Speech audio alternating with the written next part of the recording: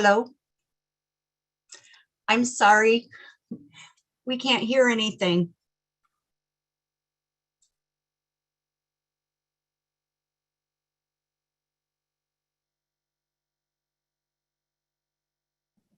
One second, Rhonda. 1 second. 1 second. The issue should be resolved now. Can you hear us now, Rhonda? Okay. All right, closed captioning, ASL interpretation, span. Can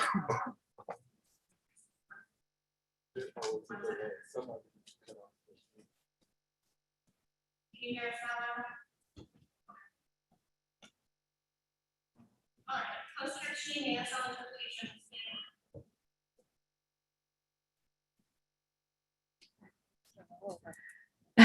I'm not really sure what's happening, but I'm just going to start from the beginning.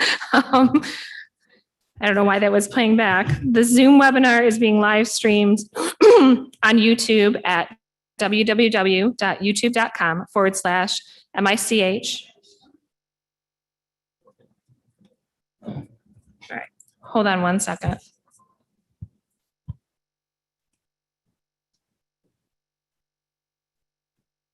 Apologies for the technical difficulties. Please just give us 1 moment.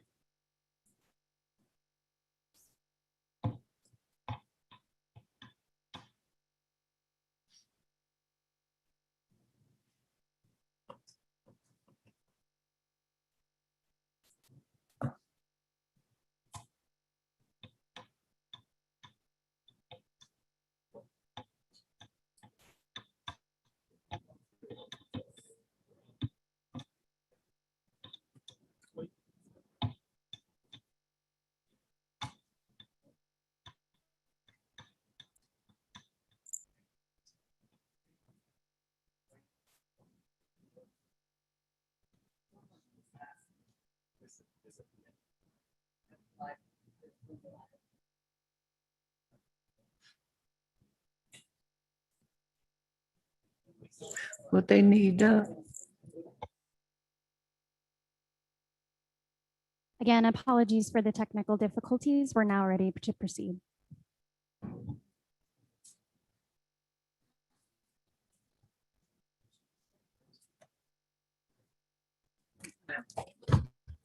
All right, I apologize for the technical difficulties. We are going to start again from the beginning. So good afternoon. As Vice Chair of the Commission, I call this meeting of the Michigan Independent Citizens Redistricting Commission to order at 1:05 p.m. This Zoom webinar is being live streamed on YouTube at www.youtube.com/MICHSOS office/videos. For anyone in the public watching who would prefer to watch via a different platform than they are currently using, please visit our social media at Redistricting MI to find a link for viewing on YouTube. Our live stream today includes closed captioning. Closed captioning, ASL interpretation, and Spanish, Bengali, and Arabic translation services will be provided for effective participation in this meeting.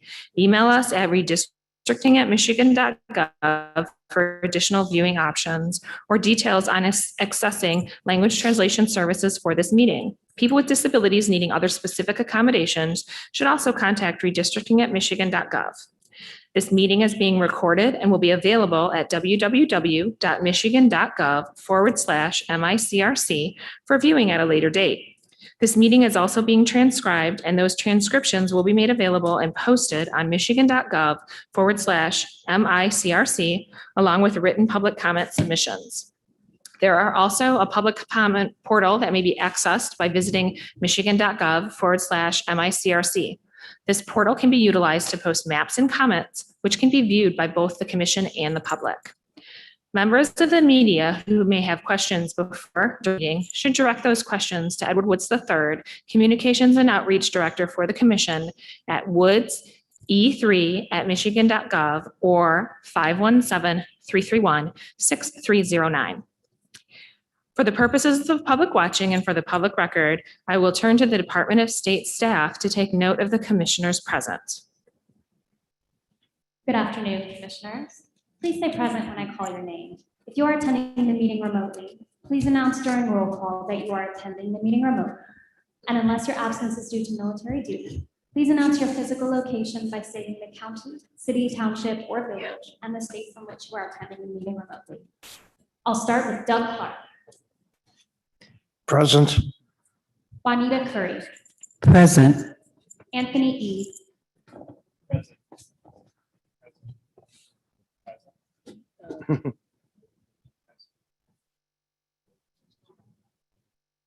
For the purposes of the public record, Commissioner Eads said present. We're currently working on fixing his microphone, so his audio is working.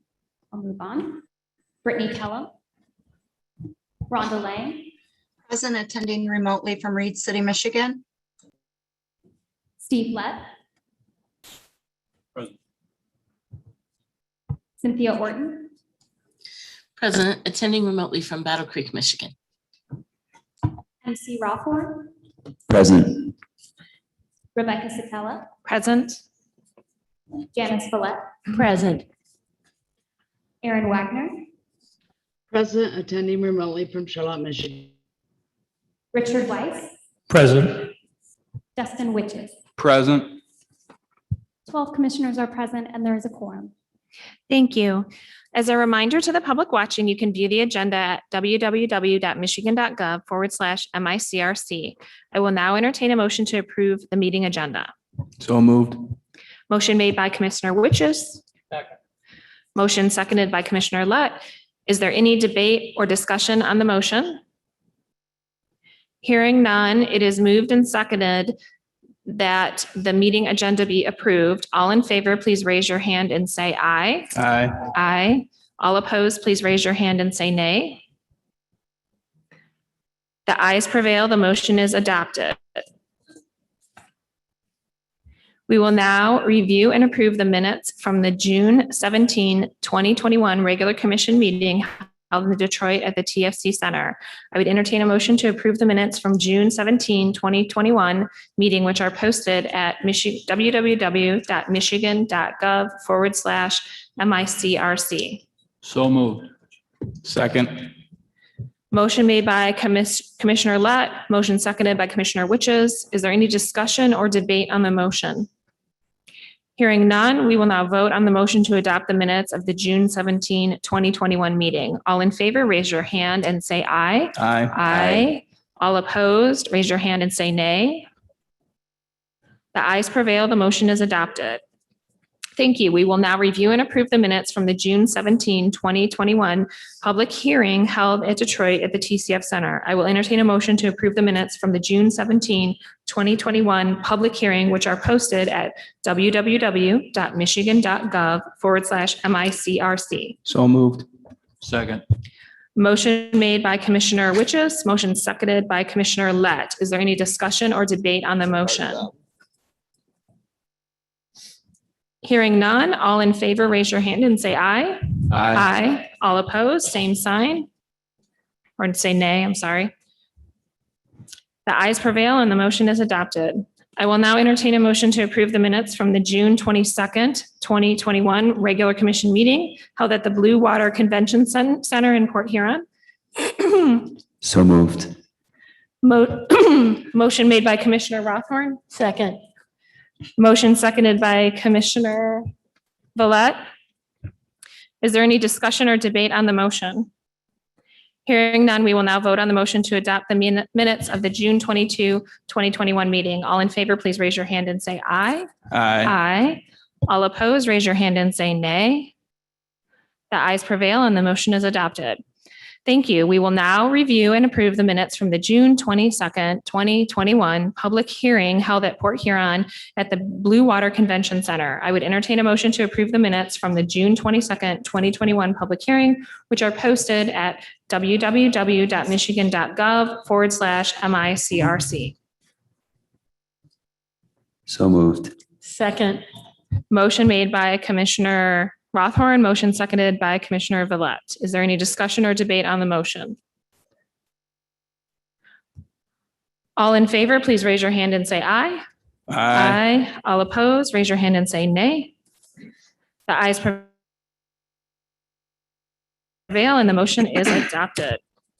Without objection, we will now begin the public comment pertaining to agenda topics portion of our meeting. Hearing no objection, we will now proceed with public comment pertaining to agenda topics. Individuals who have signed up and indicated that they would like to provide in-person public commentary to the commission will now be allowed to do so. And actually, I believe it's we have remote public comment. Is that correct? Let me check. Is it remote? That is correct. Okay, one individual for remote. All right, individuals who have signed up and indicated that they would like to provide live remote public commentary to the commission will now be allowed to do so. I will call your name and our staff will unmute you. If you are on the computer, you will be prompted by the Zoom app to unmute your microphone and speak. If you are on the phone, a voice will say that the host would like you to speak and prompt you to press *9 to unmute. I will call on you by your name or the last 4 digits of your phone number. Also, please note that if you experience audio or technical issues, or we do not hear from you for 3 to 5 seconds, we will move on to the next person in line and then return to you after they are done speaking. If your audio still does not work, you can email redistricting@michigan.gov and we will help you troubleshoot so that you can participate during the next public comment period at a later hearing or meeting. You will have 2 minutes to address the commission. Please conclude your remarks when you hear the timer. First in line to provide public comment is Mr. James Gallant. Please allow a moment for our staff to unmute you. Hello, can you hear me now? Yes, we can hear you. You are now invited to address the commission. Okay, my name is James Gallant with the Marquette County Suicide Prevention Coalition. And my community of interest is people who acknowledge the Robert's Rules of Order as the fundamental principles of parliamentary law in America. And we're waiting a formal response from Jake Rollo, who is responsible for the random selection process of this commission at the Secretary of State. And there's some controversies which I brought up at the last meeting. And one is a party affiliation, political party affiliation. And what I found is that the MC Rothhorn has said on the internet he has no known affiliation, and he said he was a Democratic Party affiliate. So that question is going to be, okay, they're a member organization. I went on their website. You could be a voting member of that member organization for as little as $10 a year. And so it would be good for you members to publicly acknowledge the ones that say that you are party affiliated, at what level you are an affiliation. Are you a voting member of that organization? Some are saying, well, just 2 people getting together that are on the same page is affiliated. Well, that means everybody in this meeting right now and everybody in the state is all affiliated. So they all can say they're affiliated with each other. So you folks could maybe put on your resume that you're affiliated with the Marquette County Suicide Prevention Coalition now, if you go by that definition. But these are specific membership organizations, political parties. And if you are not a member officially recognized by them, which I'm sure that website said would look at the voter registrations of the actual party. So if you folks could just say publicly for the record your level of affiliation to the political parties, that would resolve the issue of having to look into this, and we get in the county clerks to look into it, and we're looking for like Jake Rollo, and he would be the one that would have to make these decisions, and he makes the decisions about the rules of procedure, the proceedings before the seating of this commission. Jake Rollo is the one that coordinated under Robert's Rules of Order the people that under the state constitutional amendment, the voters of the state of Michigan come together and they created a deliberative assembly. In the Robert's Rules of Order book says a representative of that assembly, which is Jake Rollo, comes to the table with the precedence to the rules, and the rules, there are rules as the fundamental principles of parliamentary America. Like Mr. Brady determined that Robert's Rules of Order, you must use this, and that those were the rules at the beginning. Okay, Mr. Gallant, your allotted 2 minutes has ended. Thank you for making your statement to the commission. Well, okay, moving on to the next item on our agenda is unfinished business. We do not have any unfinished business for the commission today, so we will now move on to new business agenda item 7A. Without objection, I would ask our Communications and Outreach Director, Edward Woods III, to provide an update on communications and outreach. Hearing no objections, please proceed, Director Woods. Thank you, Madam Chairperson. Good afternoon, everyone. Just want you to know that we have 3, I'm trying to think what I want to call them.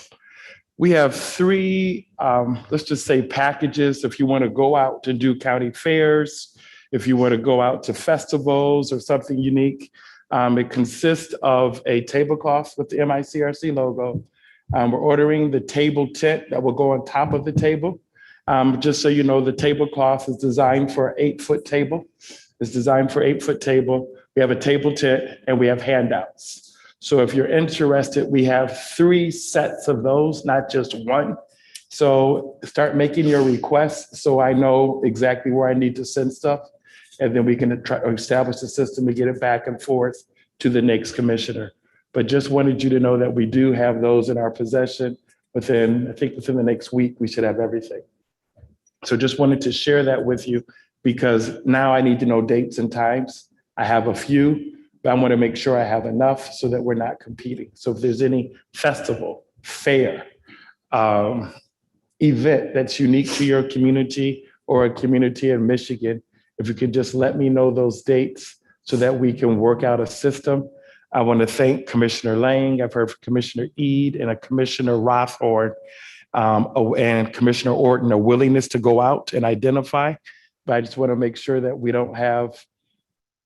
have the equipment so that we're not competing against each other. So if you could help me out with that, that would be greatly, greatly appreciated. Last week, I talked about where we were with regards to the communication efforts and some gaps. And I asked for some feedback from the commission, just to give you some time to process it, because our meetings are not always as long as we might want them. And so if there's any feedback from that, I wanted to take notes of that at this time. Otherwise, that would conclude my report, but I would like to hear some feedback. If you have some feedback, all for it. Are there any feedback or comments for Edward?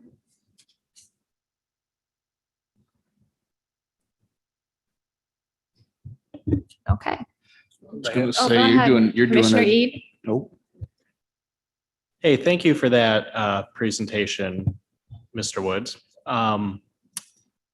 I'm wondering if there's been any noticeable difference in attendance from before we had the time change in the meetings until after. Have we seen anything like that? I could just pull it up for you. So let's just go to the website and I will tell you what we have.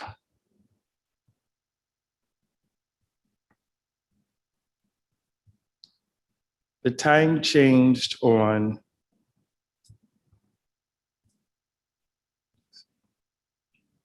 one after Novi, correct. On the website, we have a public engagement module off of our website that tells the attendance in person, the remote public comments, and the total public comments. But I'm going to pull up my PowerPoint because it has it's a little bit more up to date. So let me just pull that up. But if you go to the public engagement off the website, it's right there.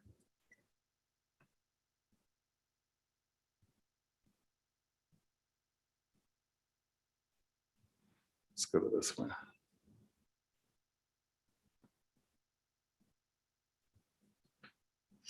So in my report last week, we noticed that Dearborn had 152 Commissioner Eid, and our in-person comments were 49, our remote were 5, for a total of 54. So I think it's might be a little bit early to kind of identify where we are at this point, but in terms of making a definitive decision, I do know that one concern that we did have, to be open and transparent, is that we got a bulk rate for advertising in small newsletters in Michigan, but we had to use the same ad. So probably by the time it changed, we did hear from someone in Port Huron that the ad was still 6, but that started off in May. And we got a discounted rate for buying bulk all at one time. So that would be the only concern that I'm aware of to note. Right. Then last but not least, we want the entire commission to know that we'll be having a press conference in Grand Rapids at a remote location that we want all the commission to be at 10 o'clock on that Thursday.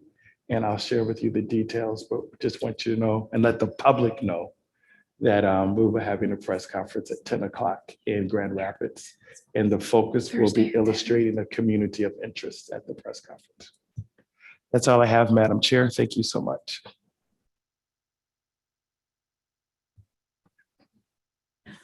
Okay, thank you very much, Commissioner Woods. I'm sorry, Executive Don't do Director. that. I'm Please don't do that. Director Woods. I just promoted you. All right, moving on to new business agenda item 7B. Without objection, our General Counsel, Julianne Pastula, will present the General Counsel report. Hearing no objection, please proceed, General Counsel Pastula. Thank you very much, Madam Chair, and good afternoon. I'm very excited to report that earlier this week, the MICRC had the opportunity to present its case to the Michigan Supreme Court in support of our petition, and we await the court's decision in that matter. The RFP for litigation counsel unfortunately did not receive any responses, so an updated proposal will be forwarded to the commission for consideration next week, and that can be reposted so that it will have another opportunity for law firms to respond. Shifting gears, I wanted to confirm that the Ingham County Board of Commissioners did not extend the declaration of the state of emergency, which is what we anticipated and expected. Their meeting occurred and it was not walked on. So the commission's ability to meet virtually conduct remote meetings will expire on June 30th. And that would conclude my remarks, Madam Chair. Thank you very much. Moving on to new business agenda item 7C. Without objection, we will ask Mr. Kim Brace from EDS to introduce the presenters and topics for continuing education today. Hearing no objections, please proceed, Mr. Brace. Yes, thank you, commissioners, and hello again. I wanted to take a couple of seconds to introduce our people, but I also wanted to point out that up on your website, we have posted for today's date a number of the different documents and the spreadsheets that I was using for the last several meetings. So they are all up there and complete and gives you all the views of what we were seeing and I was trying to show last week, but you can download them and use them to your heart's extent. So in terms of our people, I wanted to introduce two members of our team that will be conducting this next session, looking at elections and racial bloc voting. John Morgan is a member of our team who has been long involved with elections and election analysis. And then Dr. Lisa Hanley is also a member of our team. She's been a long compatriot of ours at Election Data Services, and she will be talking about racial bloc voting. So let me turn it over to John. All right, thank you. As you probably won't be surprised, but I will have a PowerPoint presentation.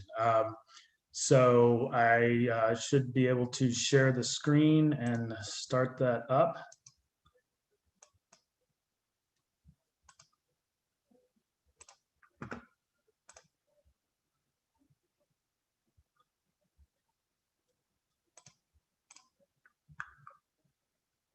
All right. Is everyone able to see my screen, or can someone just acknowledge that, please? Yes, we can Okay, see great. it. Okay, so I'll be talking about drawing the lines using election data, and also I'm trying to keep things a little bit light here because there's a lot of information, but basically I want to go through some of the processes with GIS, using the GIS without getting specific into the software, because we have another member of our team who will actually show you the software. So here's my overview slide from the end of the world to today: avalanches, GIS and tonic, Marvin and Daffy, painting the Sistine Chapel, rock and roll groups, and flexible boxes with bricks and chips. So that's my overview. So let's start with the end of the world. So I attended the University of Chicago. I graduated with a BA in history from the University of Chicago, where the end of the world began. That's the quote they use sometimes, because that was where the first sustained human-created nuclear reaction occurred under the bleachers of the stadium in 1942. I said this when I first started here. I grew up in a small town, Indiana, along the Lake Michigan dunes. The Duneland area was very important to my family. We settled there in 1833 in the very early days of Indiana. But my father was involved in local politics in Indiana. He was a county councilman. And so he had the bug for politics, and he later picked up the family and moved us to Washington, D.C. area. And he worked in national politics, and he served on the Reagan campaign. So for me, at the University of Chicago and working with my father, I studied demographics and elections, American history. Over the years, many of my clients have been Republican legislators and groups. And for a time, I was executive director of a national group where I did a lot of candidate training. And personally, it was very interesting. I really enjoyed traveling the country, meeting with first-time candidates, and showing them some of the principles of being a good candidate. So I've worked with hundreds of elected officials in my career. I've got 30 years of redistricting experience. I literally, the day after I graduated, I drove from Chicago to Lansing and began work on redistricting there. I also worked in redistricting while I was in college in Indiana. And again, this was partly because mostly because my father was involved in politics.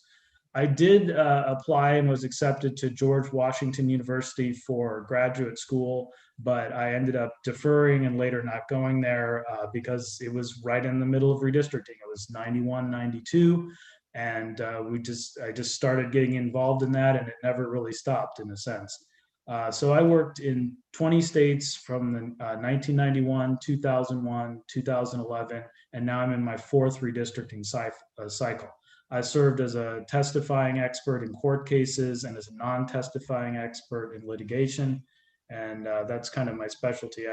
However, a couple of hobbies. Kim talked about some of the things that he's done. For me, I keep track of every county that I've ever been in. So I've actually been to every county in Michigan. This is just, I guess, part of my hobby. I did finish that last year in 2020. I went to the remaining counties that I had not been in. So I've been all over the state. I've been to Ishpeming, Port Huron, Port Austin. I've been to Traverse City, Mackinac, Benton Harbor, Kalamazoo, Calhoun. I've been, in every county. Not that means I'm an expert in every county, but I think it does help that I have a little bit of perspective on the state of Michigan. In addition, some of my other interests, like I said, I keep track of every county I've ever been in. I've been to 49 states and about 60% of the counties. I do hope I will get to all of them at some point in my life. Some of my other interests, Kim had mentioned that he discovered a submarine. Well, I haven't quite discovered a submarine yet, but I do enjoy scuba diving. I'm relatively new at the sport, if you call it a sport. It's a pastime, but I like to scuba dive. I've done 2 half Ironman triathlons, and I do occasionally surf when I have the chance to go to the West Coast. The East Coast surfing, I've done a little bit of that as well. Trying to think what else. So yeah, I try to stay active. The redistricting process, as I'll say, is very stressful.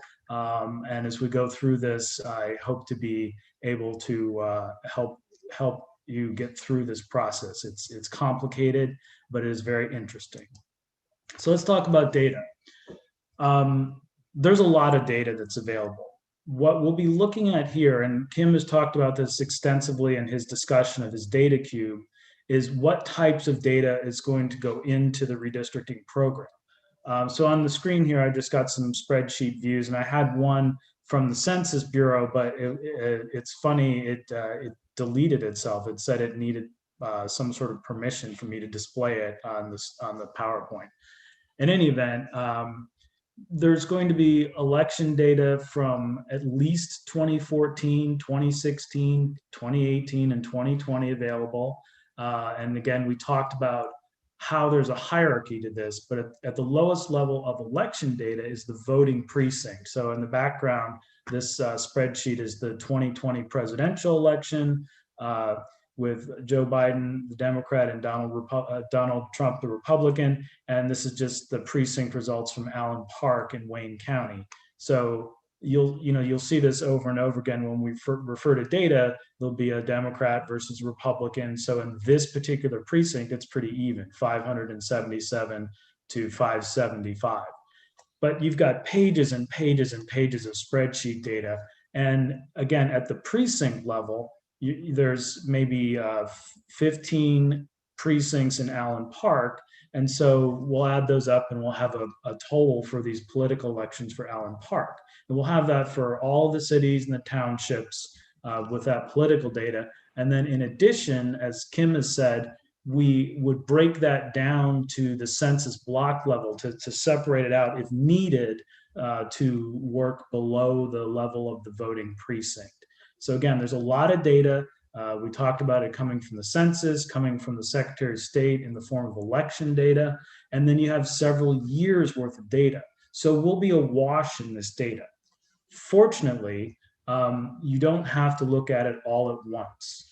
What will happen in the redistricting software is you'll have all of this data available, but when we talk about GIS systems, the GIS system will have access to the data, but you won't necessarily have it displayed all at once. So we'll have to pick some of the variables in the election data that you want to look at. So again, I'll just give a little bit of general advice as well. There's a lot of technology with the GIS software. You've already gone through many, many meetings where you're taking a lot of input. And my general advice is, not to let the technology overwhelm the effort. At the root of it, we're going to be looking at some data. We're going to be looking at townships and cities and sometimes voting precincts and census blocks. But in general, we don't want to let this massive technology overwhelm things. And I say this, if a problem comes up, it's possible maybe the commissioners might be working a little bit on their own. Maybe you'll be working only in the larger group. Maybe you'll have a subcommittee, but at some point you may run into a problem. And so you want to try to know who to call. It might be me, it might be another person on our team, it might be somebody else on your team. And a word about deadlines. We talked about this, you're already in court over a deadline, so you know about that, but there will be other deadlines. There's the sort of the final timeline when hopefully the maps will be finalized, but you need a little bit of time to process those. And you may have to do a legal description of the districts that may be part of the code that actually creates the districts. And my experience with this is as you get closer to the deadlines, plan for a little more time. Whatever the actual deadline is, just try to give yourself just a little bit more time because there's just a lot of moving parts to this. So let's talk about GIS. GIS and TONIC is my shorthand for just pointing out mapping systems. So GIS is Geographic Information Systems, and in this case, it's mapping. So I've used maps my whole life. My father has, I love maps and I've studied them. So this is from an older book called Southern Politics. And this is just an example of a map of counties in Mississippi. And this data that's shown in the map is the vote for prohibition. So after prohibition was repealed in 1933, the state of Mississippi enacted prohibition at the state level. So in this case, the areas of the state that voted against this new prohibition was the Mississippi Delta, and then the large cities, Jackson, Meridian, and the coast, Biloxi, Pascagoula, and Gulf. And so there's a coalition here. And a lot of times what we use GIS for is it shows you patterns. And so, this is just an example of something that predates all of the computer technology that we had. But in our case, when we use the GIS systems, all that data that we'll have, election data, census data, is basically attached to the geography. So if you have a county or township and you say, well, I want to put it in this district or that district, all that data is attached to it. And then the GIS system will basically dynamically, create the calculations of the groups of that data, which you put into districts. And you know, that's how that works. One thing I talk about here is when you use maps, sometimes you'll have the geography will be a little misleading, where you might have an area that is a large geographic area but has a small population, and that's just one of the things that is just part of the GIS system. We'll be possibly using thematic colors, pie charts, maybe shapes that will, you know, you'll have a larger shape, say a larger circle, for a higher density of a particular variable. We'll possibly be using percentages, which are useful because they, you know, you scale from 0 to 100, and so you can compare a political percentage, you can compare African American percentages in different areas, and again, a percent is just an easy concept to use. So here's an example of just data on a map, but there's a lot of information here. This is an older slide. I'm just putting this as an example. So this is the median home value at the township and city level for Oakland County.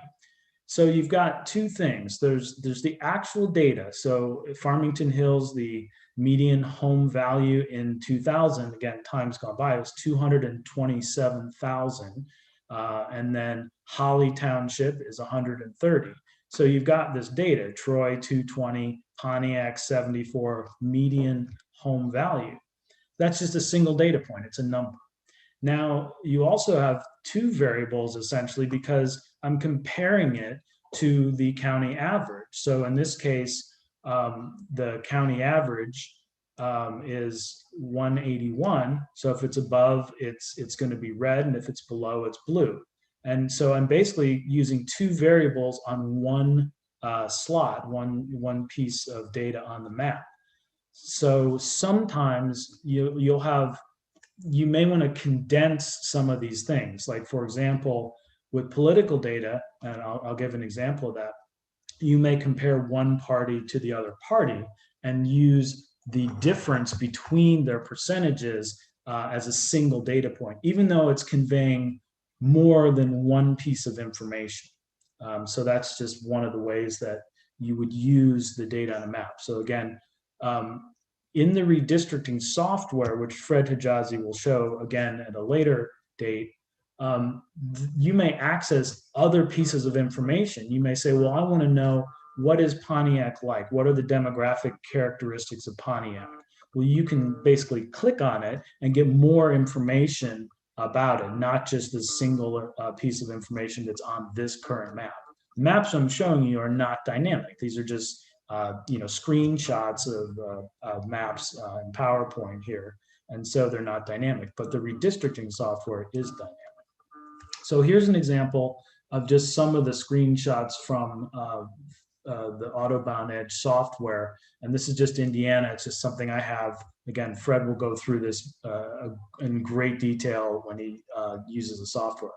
But when you have it, you'll have townships displayed, and as you zoom in, it'll bring up the voting precincts. As you zoom out, you'll have counties, and these are just some districts built in Indiana. These are not the current Senate districts.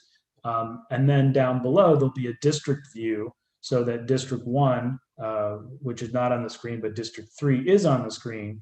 It has the total population, the target deviation, and it shows you whether you're above or below that number. In this case, it's 0.5% above the ideal number, a difference of 616 people. Another thing we'll use possibly are these thematic maps, and this is a thematic map of Hispanic, voting age Hispanic population in basically zoomed in Lake County, Indiana, right here in the area of East Chicago, where there's a pretty significant concentration of Hispanic persons. So that's one of the things we'll be using. And again, Fred will give us a better idea of how to do that software. So what about political data? Marvin and Daffy, this is my my comment on the political parties, if you will.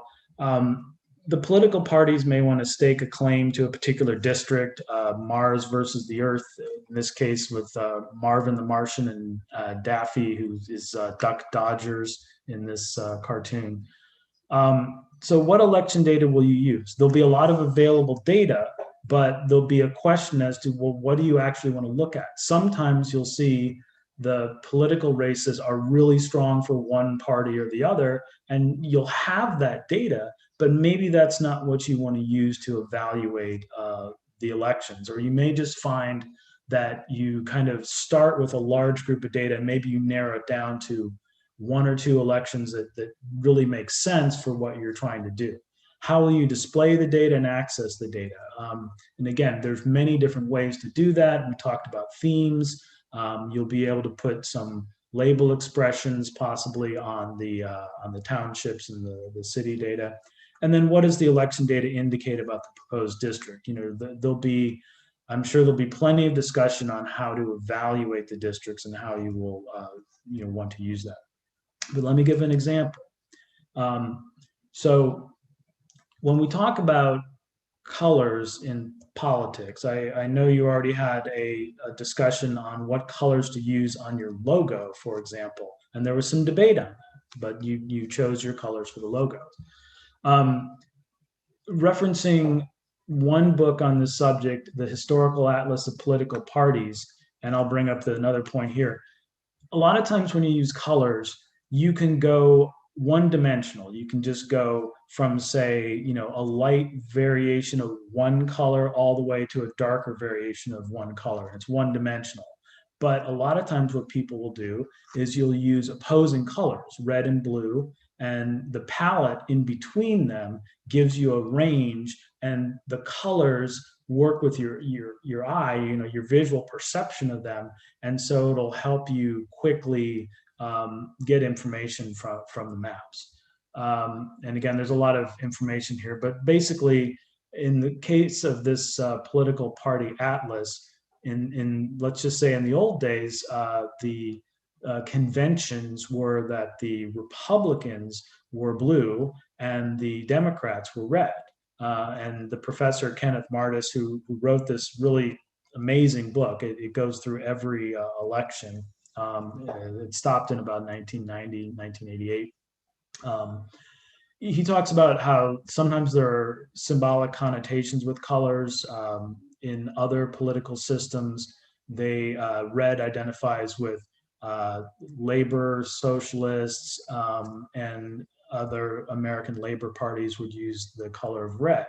But then later, as he goes through it, he says, well, right now, this was in 1980, he was pointing to the fact that there's no consistent color conventions. But now there seem to be. So just here's a scattering. If you look around the world, in the UK, the blue is for the Conservatives and the red is for the Labour Party. Same thing in Canada. And here's an example of the same sort of thing in Australia. But then in the US, this is the election night coverage from 1984. And you have one network, NBC, has the Republicans in blue, and then another network, ABC, had the Republicans in red and the Democrats in blue.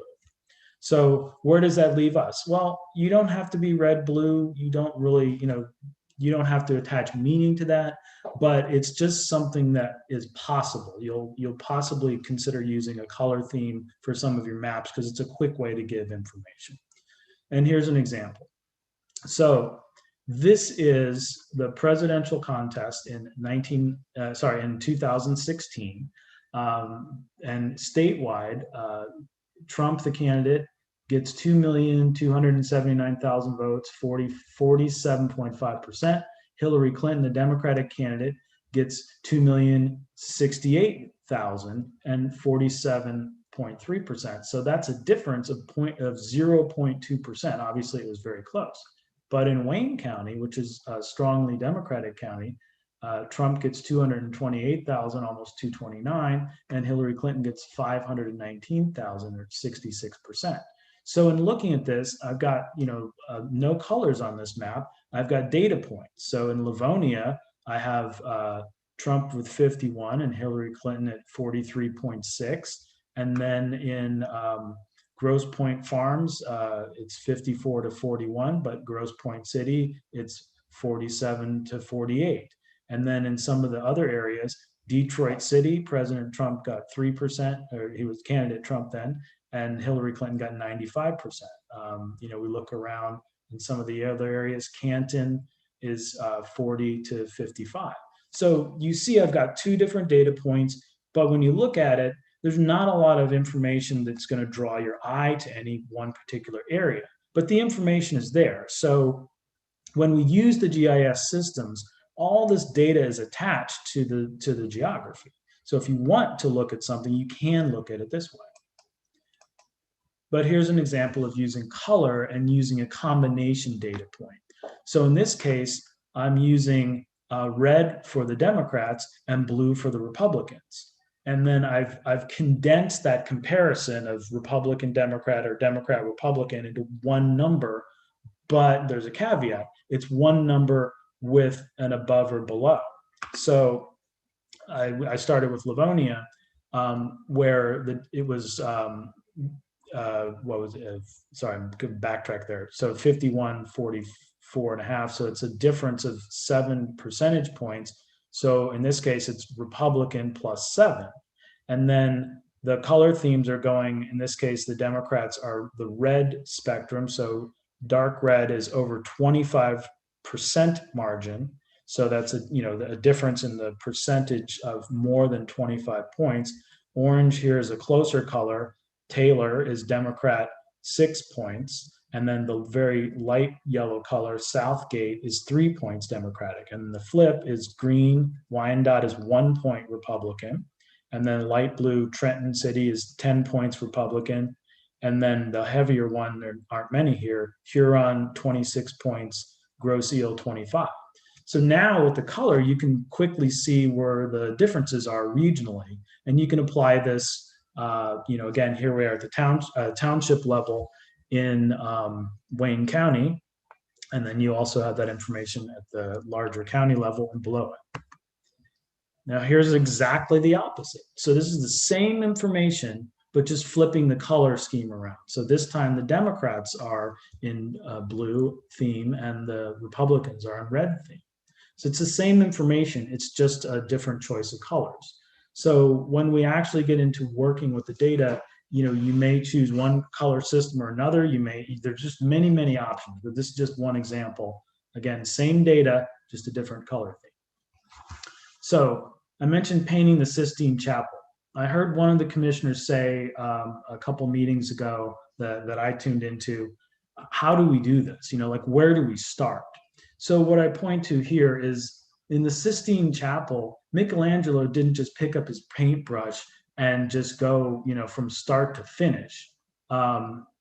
He sectioned things off and he had a plan. So he looked at different areas and he filled things in. And it's my understanding that one of the first scenes was the biblical story of Noah, and there were a lot of figures in that story. And when he did that first, even though it's kind of backwards in the presentation, it's one of the later scenes in the presentation, but he did that first.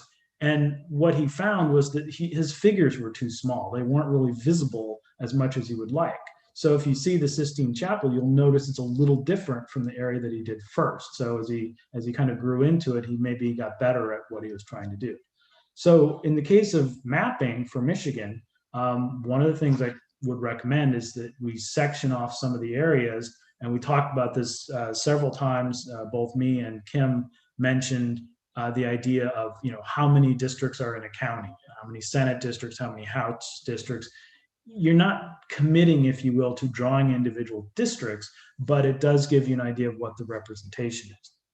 In my experience, this idea of having checkpoints or putting regional breaks into a working plan, I think is very helpful. If you say there are 7 seats in a particular county or 7 seats in one area, you can maybe work through that, because some of these areas will be difficult and some might not be. So you can move around, hopefully. And again, general advice, I would say, rather than try to do a plan from start to finish, maybe do it in pieces where you can work on one area. Maybe you work to the point where you're not getting anywhere, so you can take a break and try another area. And in that sense, I say anticipate the bottlenecks. So when you find these difficult areas, you're gonna spend more time on those areas. There's just no way around that. So what you end up doing, hopefully, is maybe you'll work for a while and you feel pretty settled on that. Even though you may not say this is the final plan, you say, we kind of like this draft, this district concept in this area. And then you work on the harder stuff. And then also, I know you've received a lot of public input already, and I'm sure you'll receive a lot more. I commend you on your handling of it so far from what I've seen. So listen to what people have to say. Where possible, request a concept map if it's available. If they say, well, I think this area and that area are community of interest, and they're expressing this to you, maybe they don't, maybe the public won't exactly know if something will work based on population, but they still have an idea. Maybe they can produce a map. Maybe somebody like me or others could create a map from their suggestion, and then you can see whether it works under the other circumstances you have to consider. So that's what I'd say. Take down this information possible in maps or notes, and then test it out and see what's what. So let me just give like a quick pause here before I get into groupings. Are there any urgent questions from what I've gone through so far? I'm probably about 2/3 through here. I'm not seeing any questions here. Okay, thank you. So I talk about rock and roll groups. So the concept here is these districts may be different. You're going to draw districts. They're all districts. In the Rock and Roll Hall of Fame, you have the Rolling Stones, the Beach Boys, James Brown. They're all different, but they're all in rock and roll. They're all districts. So when you create the districts, districts, just like the state, will have different characteristics. And so a lot of times the fact that people express this in the ideas of community of interest, that's fine. That's just part of how our states and how our government works. There's different areas. And then the other thing about groupings is what I'm going to get into here. Jump right into this. So we talked, both Kim and I, about, well, we got all these different counties. We've got all the population figures. We've looked at some possible groupings, northern Michigan, western Michigan, and he had his JERGs that he talked about. So this is a map of the ideal population of the Senate district in 2010 is 260,000. So this is the number of Senate districts by county. Well, Ottawa County happens to be perfect for one Senate district. It's 1.01. So not surprisingly, when the map was drawn, Ottawa is one Senate district. Kent County, which is here, is 2.3 districts. But as you'll see in just a moment, if you pair it with Van Buren, Allegan, you have 2 whole districts in Kent, and then the balance, that 1/3, goes with Allegan and Van Buren to create a Senate district. So here are just some county groupings. These are some multiple county groupings. And again, I'm not, committing to drawing like specific districts, but this is one way you can look at the data as soon as we get the census data, or in the case of what Kim and I provided, the estimated data. So here are the multiple county groupings: Kent, Allegan, and Van Buren, just like I said. In the Lansing area, you've got Ingham, Eaton, Clinton, and Shiawassee together are 2 seats, but Ingham has enough for 1 whole seat. So basically a piece of Ingham goes with the other 3 counties, and that creates a district. Wayne County is exactly 7 seats, or was in 2010. So again, that's a grouping without getting into the specifics of the seat. That's a grouping. Here, Oakland is paired with Genesee and Saginaw, and that's 7 seats. And then Huron, Sanilac, St. Clair, Macomb is 4 Senate seats. And then this is just kind of filling in the single member seats. So on the UP, the whole counties are all grouped together, and you get to the line between Schoolcraft, Luce, and Mackinac, and that's 1 district. That's the 38th district. And then here's the subdivision. So I mentioned, again, looking at Kent County right here, you've got 1 whole district, Grand Rapids, kind of a surrounding district, And then you got a little piece that goes with Allegan and Van Buren, and that's 3 Senate seats. Here's what I described in Ingham.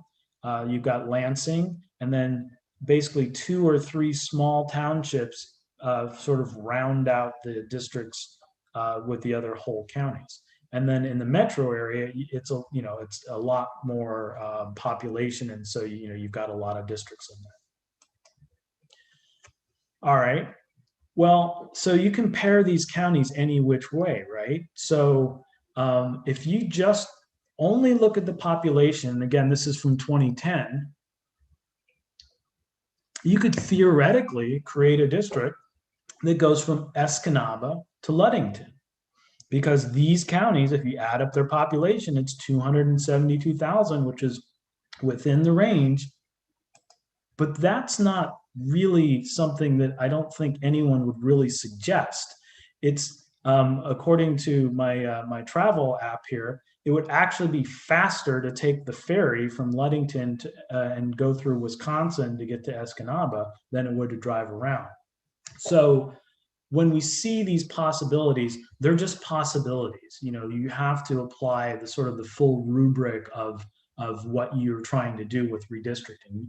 And again, I'm not really suggesting that this is a district that somebody would create, but it does fulfill the population requirement. Probably not other requirements. I don't think Escanaba and Ludington are an obvious community of interest. Same thing, we talked about house districts by county. And now I'm just going to use the house districts to get a little more specific.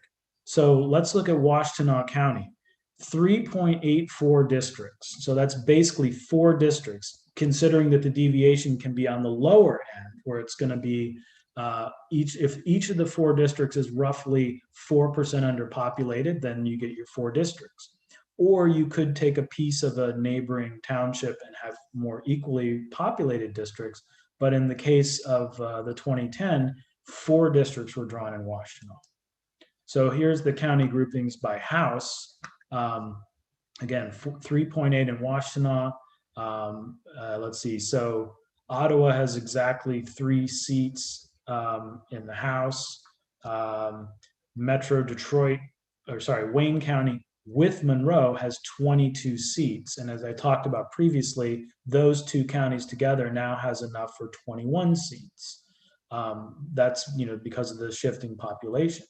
Here you've got Macomb, St. Clair, and Sanilac as 11.6, but it's actually 12 seats because this grouping is possible to have the districts in that grouping at the lower end of the deviation. And then finishing it up, here's the county maps. But let's look at Washtenaw County. So we wanted to get the idea, we talked about, Kim talked about the windows of population.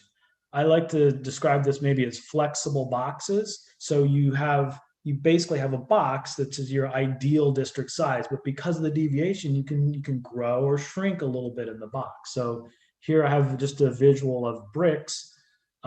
So you basically filling your boxes with bricks of different sizes, townships, cities, and other things, or the different size bricks build the districts. And we'll probably be talking about this a lot.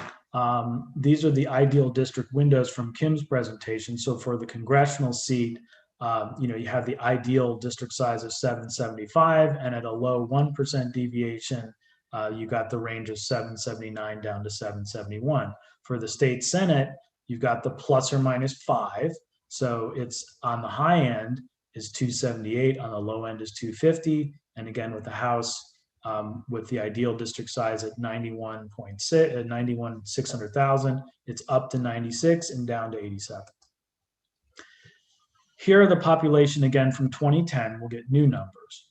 Only Detroit City has more population than a Senate district. So you obviously have Detroit will have to be split between several Senate districts and several House districts.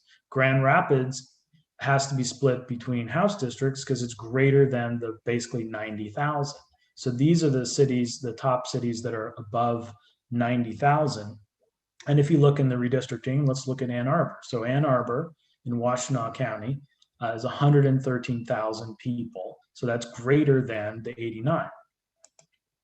So we'll look at that in just a moment. So I talked about the flexible boxes. What do you fill them with, or what constitutes the districts? The townships, the cities, the counties, they're in all different shapes and sizes. And the shapes matter a little bit in the sense that they contribute to the deviation. I'm sorry, the compactness scores. But the sizes, I'm really talking about population. So you use the municipalities to form the bricks to build the districts, but sometimes you split the bricks. Like in the case of Ann Arbor, you can't have it in one house district. It's just too big. So a portion of Ann Arbor will go in one district and a portion in another. Theoretically, you could split it into 3 districts, but that hasn't been the case in Michigan. And then you could split the municipalities and break them into voting precincts or census blocks. And for congressional districts, as we talked about, we'll have to do that. So here's Washtenaw County. And as I said, it's basically enough for 4 seats. These are the townships with the population from 2010 with a brick pattern. Here's the population with no pattern. And then here's using a hot to cold map with the higher population is red and the cooler tone is blue here, and that's lower population. So you've got the smaller rural townships. You got Ypsilanti at 50,000, and then around you got Pittsfield and Scioto Township. So here's an example. 50,000 plus 20,000 is 73, plus another 13,000. That's about a house district. And that's how it went down. So the house districts in Washtenaw County are, one district is entirely the city of Ann Arbor, and then the leftover part of Ann Arbor goes with another district, which is a piece of Ann Arbor Township, Pittsfield, York, and Augusta. And then I talked about the district here. It's 85, and if your ideal is 89, that works. And then the balance, the 4th district, are the rural townships. And this is just a thematic on the districts. So just in wrapping this up, that was, again, it wasn't really a redistricting exercise. It wasn't dynamic, but it just gives you an idea of like how the building blocks work together. Again, the GIS software is dynamic. You'll be able to make changes and say, well, what if we put this township with that district and this township with the other district? And you can test those out. And that's, part of what we'll do. The last point is, after you do this, you're going to have a lot of data on these districts. So at some point, you really will have to decide, what do you want to include in a report? So if you are going to look just at those 4 districts that we talked about, or I talked about in Washtenaw, Ann Arbor, how do they look using political data, using demographic and census data? So you probably will come up with a standardized report. So you can say, okay, we've taken input from the public and they've given us 2 ideas for Washtenaw County, and we looked at them, and this is the information on it, and you'll have a standardized report for them. And then you can ask yourself, well, what are the features? Well, what is the benefit or drawback of this plan versus that plan? Are things interchangeable, where you could take somebody's idea in one part and somebody else's idea in another, blend them? There's many options. And the last thing, in the advice of the Fonz, stay cool. It's a stressful experience. Part of my job will hopefully be to smooth things over in the drawing process, to give you a lot of options to consider. So that's the end of my presentation. I'll be happy to take any other questions. And then I know we have time for Lisa's presentation as well.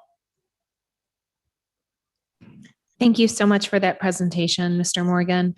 Does anyone have any questions at this time? Commissioner Eid. Yes, hi. Thank you, Mr. Morgan, for that presentation. I understand that the records you were showing mostly centered on population within counties. Can you tell us about other population factors that we'll be able to see in the software? For example, I remember when y'all interviewed with us, there was a community of interest drop-down box. It might be helpful to this commission if we could somehow get a population for those communities. So,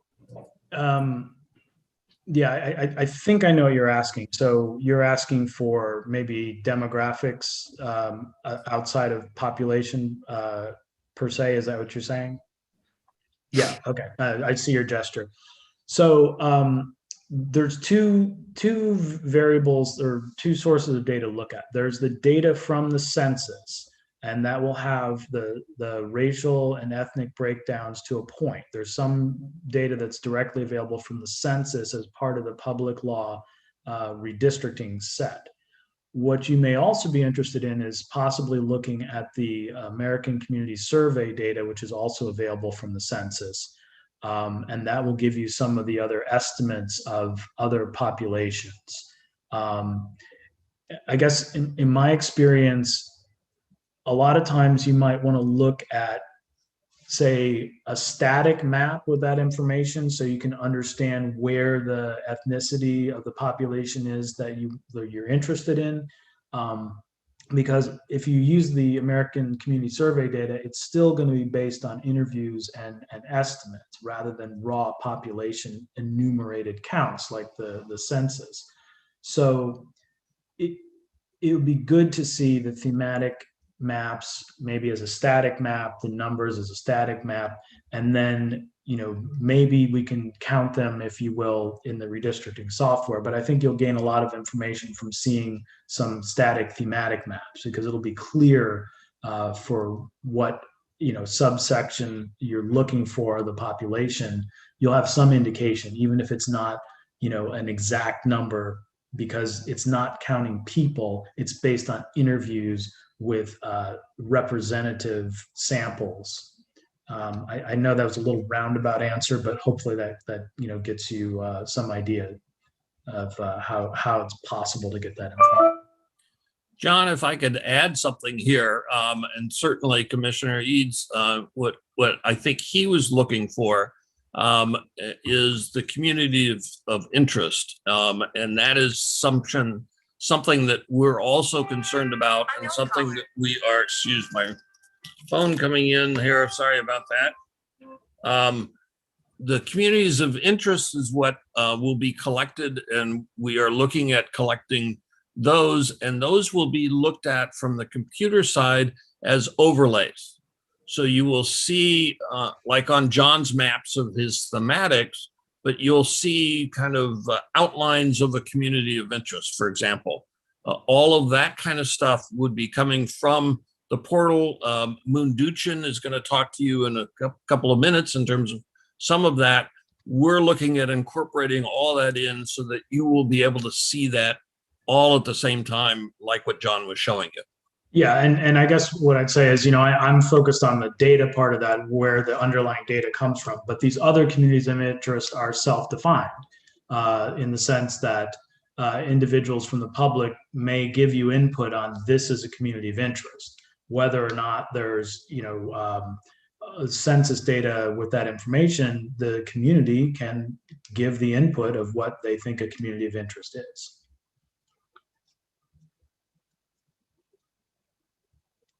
Okay, if there are no other questions, I guess turn it back to Kim to introduce Dr. Hanley. Yep, I don't see any additional questions, so go ahead. Okay.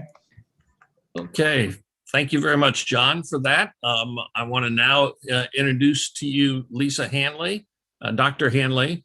She is our racial block voting analyst specialist. She has been involved with redistricting for a long, long time. And has been heavily involved in looking at racial block voting. So Lisa, I'm going to turn it over to you. Well, it's no surprise that I have a PowerPoint. So can I just hit share screen, or what's going to happen? Share screen and then identify which screen you want to share it. Okay. Did this work? Yep, we're getting there. Okay, very good. From the beginning. And there you go. Now, how do I How do I?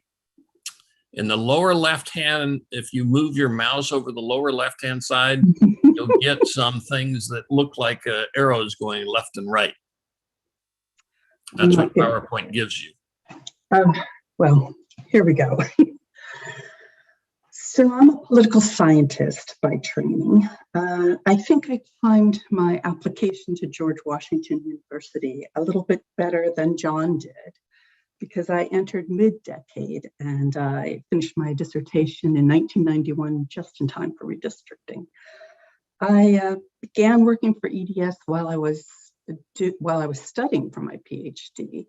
And the information, the data that I gleaned for my dissertation came from this work at EDS. So I've been involved in redistricting, at least from a studying point of view, from the 1980s.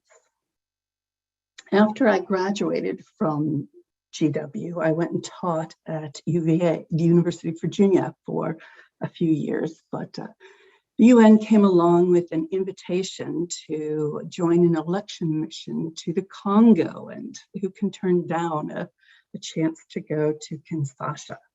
And so I began working as a consultant for the UN and got my chance to see the world, but I always do make it back to the US in time for redistricting. My work in redistricting here in the United States primarily involves the statistical analysis of voting patterns to determine if a redistricting plan or electoral system violates the Voting Rights Act, and to ascertain if an existing district or a proposed district provides or will provide minority voters with an opportunity to elect their candidates of choice. Let's see if I can figure out how to make this down. I can't.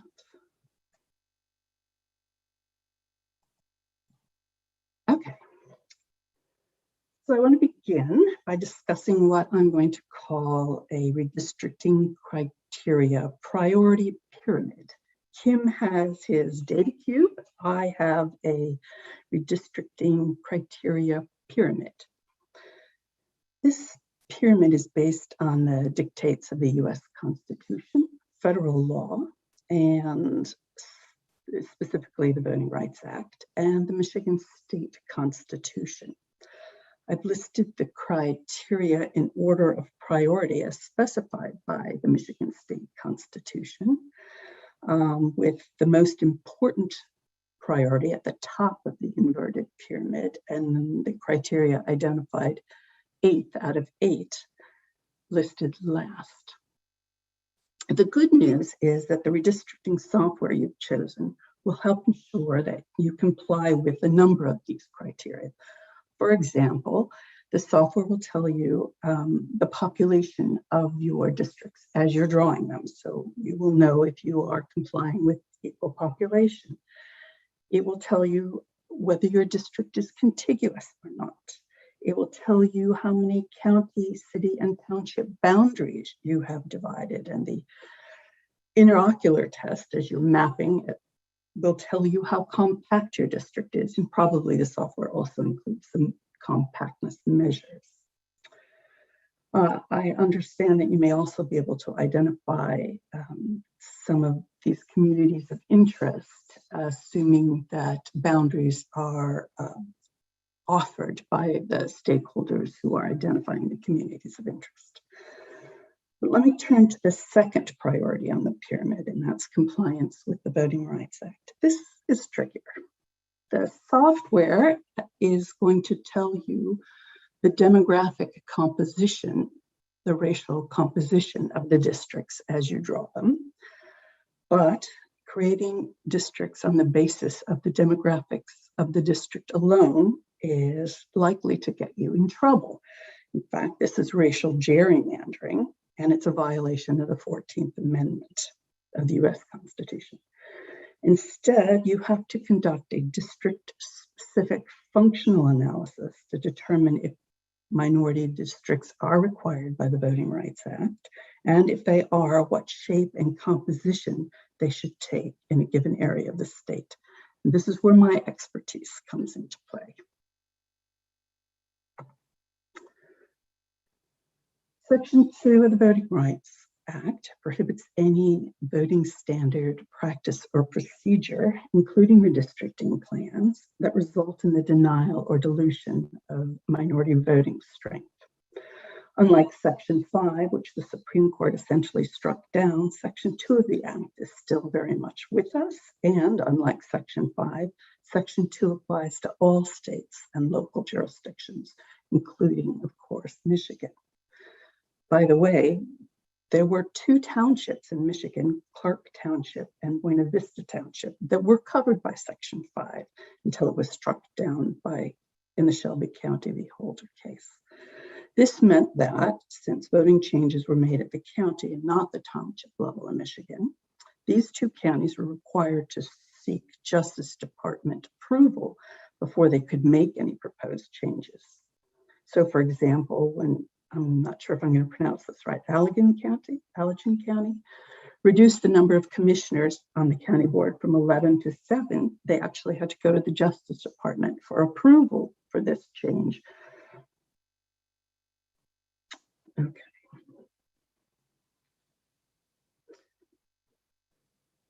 Well, Section 5 required covered jurisdictions to submit changes for approval. Redistricting plans believed to be dilutive must be challenged on an individual basis, on a case-to-case basis. So if plaintiffs believe, if minorities believe a plan violates Section 2 of the Voting Rights Act, they will challenge it in court, and it is unlikely that a plan seen as dilutive will remain in place or will remain unchallenged throughout the decade. There are 4 minority groups protected by the Voting Rights Act: African Americans, Hispanics, Asian Americans, and Native Americans. A redistricting plan can't fragment or unnecessarily pack a geographically concentrated community of one of these 4 groups, at least not if white voters are consistently voting against minority preferred candidates, and these candidates usually lose as a consequence. I think you've seen this a few times before. Section 2 of the Voting Rights Act was amended in 1982 to establish that intentional discrimination need not be proven. The Supreme Court had decided that the 15th Amendment did require intentional discrimination, so Congress specifically amended Section 2 to make it clear that a violation of Section 2 did not need a showing of intentional discrimination. And when the Supreme Court first considered the amendments to Section 2, they determined that plaintiffs had to satisfy 3 preconditions to qualify for relief. The minority group had to be sufficiently large and geographically compact to form a majority in a single member district. The minority group must be politically cohesive, and whites must block vote to usually defeat the minority preferred candidate. What do we mean when we say that minority voters must be politically cohesive? And how do we know if white voters usually vote as a bloc to defeat the candidates preferred by minority voters? Well, according to Jingles, racially polarized voting is the evidentiary linchpin of a vote dilution claim. And voting is racially polarized if minorities and whites consistently vote for different candidates. More specifically, if minorities consistently support the same candidates, they're said to be politically cohesive. If whites are consistently not supporting these candidates, they are said to be bloc voting against the minority preferred candidates. If voting is polarized, if it's consistently polarized, and if the minority preferred candidates usually lose, then the jurisdiction must create districts that provide minority voters with an opportunity to elect their candidates of choice. This is, of course, assuming that the minority group is sufficiently large and geographically compact. This is the first problem. So, since we have a secret ballot in the United States, how do we know how these two groups are voting. Statistical techniques have to be used to estimate the voting behavior of whites and minorities. Individual level data is almost never available. That is, exit polls are rarely carried out for anything other than statewide contests, and in any case, these might be less than reliable. So what we're going to do is we're going to use aggregate level data to do this. And this aggregate level data in the United States is almost always election precinct data.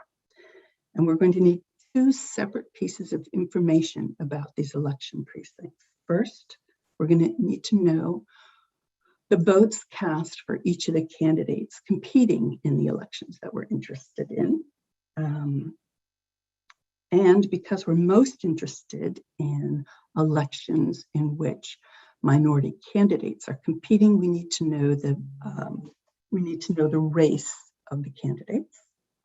The second piece of information that we need to know is the demographic composition of the precinct.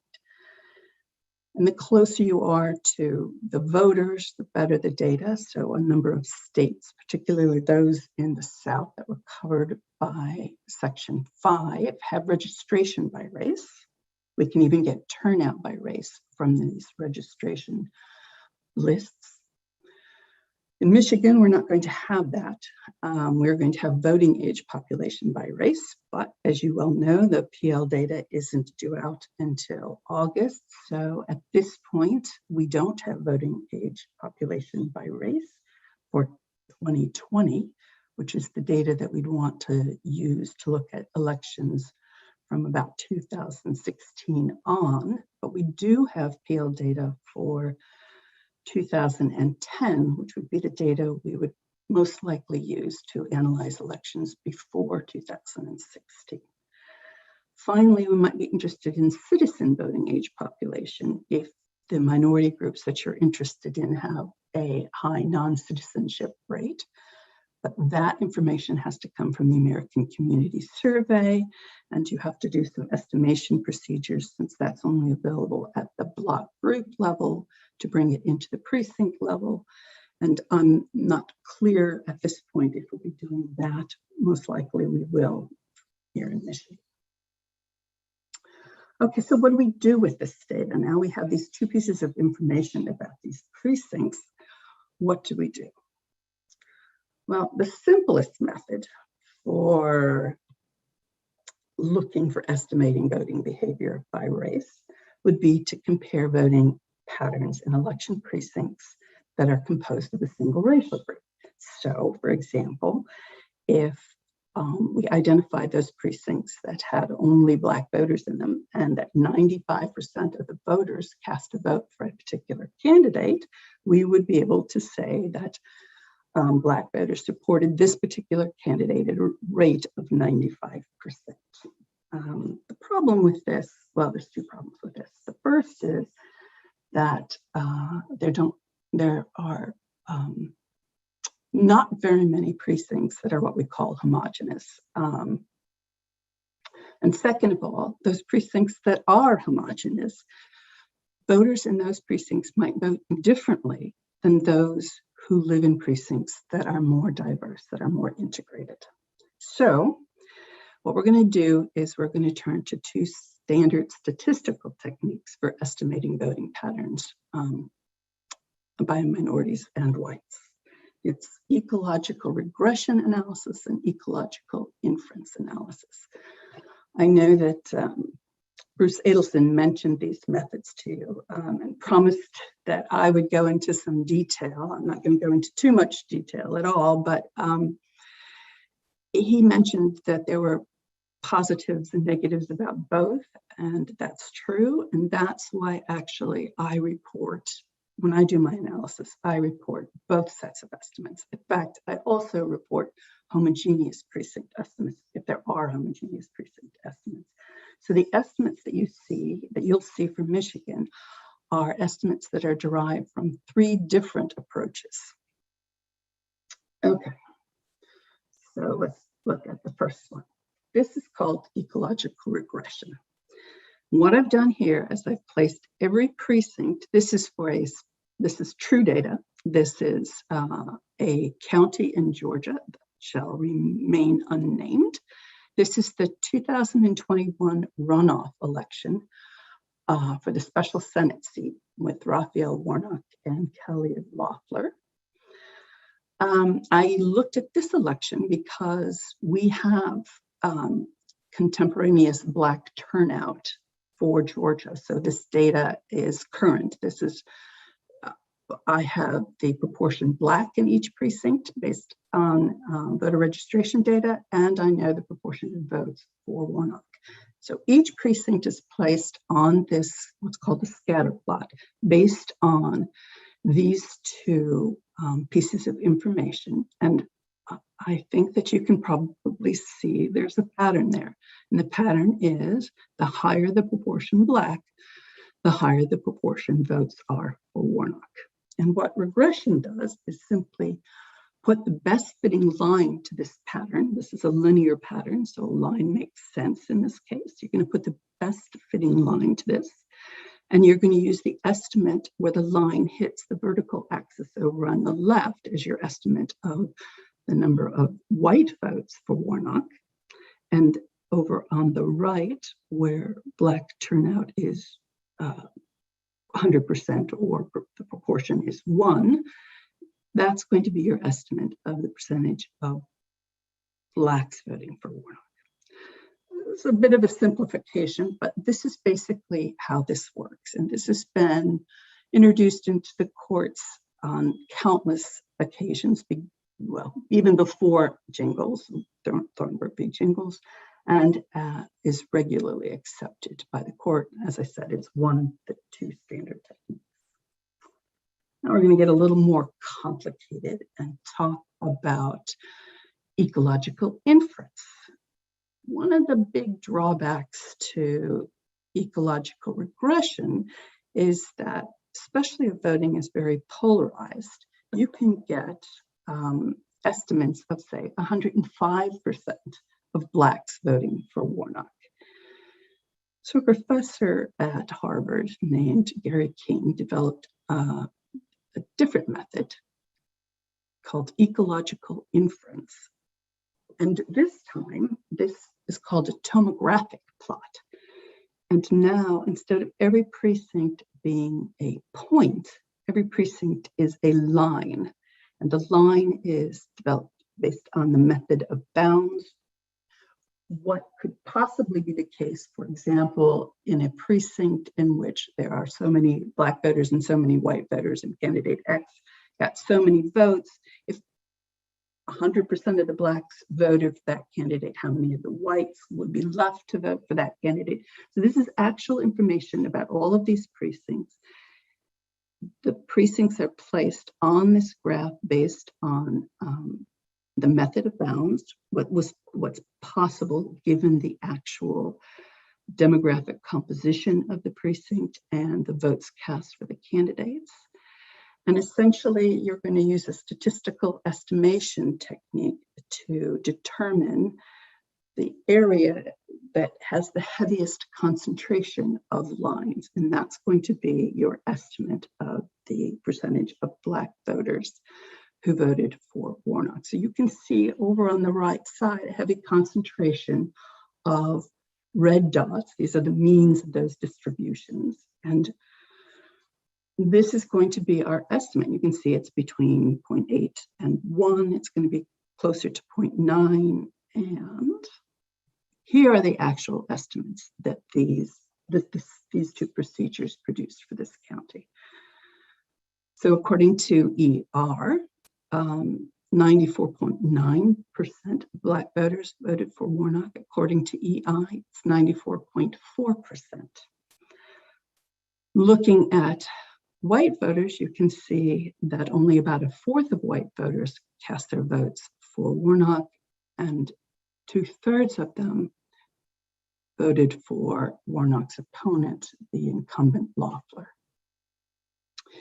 In this particular county, it happens that Warnock carried the county. In fact, Warnock did carry the state as well.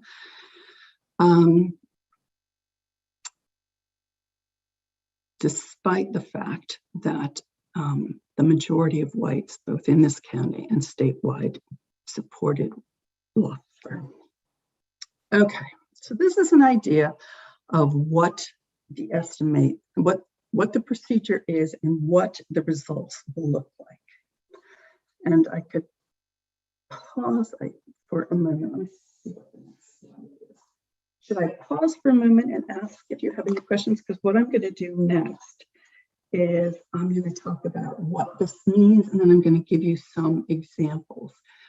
And I usually find that this is enough detail for my audience, and they're relieved when I say I'm not going to talk any more about these, but I want to give you a chance to ask any questions at this point if you're just dying to know more about these statistical techniques. Yeah, let me take a look around the room and see if there's any questions. Commissioner Clark? Thank you, Lisa. That was very informative. I look at the last slide you have, and it gives us the numerics and it gives us a conclusion. But I didn't see where it said, yes, this conforms to the Voting Rights Act, or no, this did not conform to the Voting Rights Act. That's where I'm going next. Yes, we'll spend the rest of the time talking about how this helps us decide if this works with the voting. Is my camera's not on, is it? What did I do? Did I? There you are. Sorry about that. Okay, sorry about that. So that's where I'm going to turn next. I thought just in case you were dying to know anything about the statistical techniques themselves, I'd give you an opportunity now, but that's where the PowerPoint goes next. Okay, any other questions? Commissioner Eid? Thank you, Dr. Hanley. I'm wondering, what do these data points look like when you have a less polarized election? If I were to hypothesize that there's an election where the minority vote can match up with the majority vote, maybe for like this past presidential election in Detroit, perhaps I would assume that most of the minority probably voted for the Democratic candidate, but that also probably matched up with the overall majority of people. So in that situation, how do these numbers look? The numbers will tell you that you had a majority of both white and black voters. The scatter plot is going to look very different. You're probably going to see a line of points along the top because all of the precincts cast a lot of their votes for the Democratic candidate. So it will look a lot different. The plot will look different. The estimates will look different, but they'll come in the same format as the estimates that I showed in the last slide.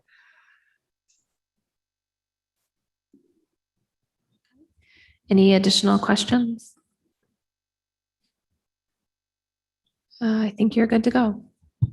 Okay, so now what does all of this mean? Let's see if I can. Why is it going back to the beginning? Oh dear, sorry about this. Okay, this is where we want to go. Okay. So this is what I promised you. Where would we go? So if we see this pattern consistently over election after election, if voting is racially polarized, an election after election, and the candidates preferred by a cohesive minority, and the minorities in this example were quite cohesive. You found 94% voting for the minority preferred candidate. And whites voted against this candidate, then you know that you have to draw districts that provide minorities with an opportunity to elect their candidates of choice. Now, if such districts already exist, but minorities are winning those districts only because these districts exist. In other words, voting is polarized, but minorities are winning because you have a district that's substantially minority. Then, according to the Voting Rights Act, you have to maintain these districts in a manner that continues to allow minority voters an opportunity to elect their candidates of choice. So if we find a consistent pattern of racially polarized voting in specific areas of the state of Michigan, we're going to draw districts that give minority voters an opportunity to elect, or we're going to ensure that those that are drawn will still elect. How do we know if they'll elect? If I'm not going to let you use just demographics, how are we going to know if we have an effective minority district or not? There are two approaches to this. The first is we can use the estimates that we derive from the racial block voting analysis to produce what's called a percent minority needed to elect in a specific area of the state. All of this is very district area specific. It's a district specific functional analysis that concentrates on voting patterns in a very specific area of the state.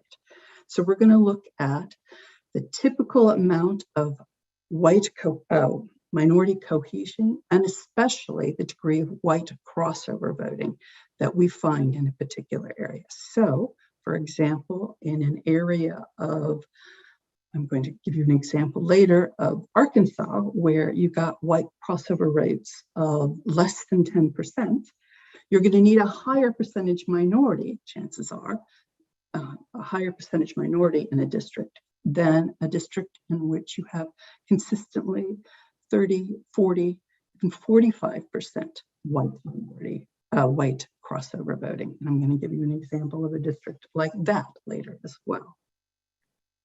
So these kind of calculations are actually just the solving algebra equations using the estimates that we derived from our racial block voting analysis. And we can do this before you even start drawing districts. We can give you an idea of the minority composition you would need in certain areas of the state in order to create a district that would provide minorities with an opportunity to elect. After you have some proposed boundary lines, we have an even quicker way to do this. Based on the racial block voting analysis, we're going to identify what I'm going to call bellwether elections. These are typical elections that are polarized. Minorities are as cohesive as they typically are. You have the typical amount of white crossover vote. So we're going to identify these elections and we're going to recompile those election results to fall within the boundaries of the proposed district and see if the minority preferred candidate carries those districts.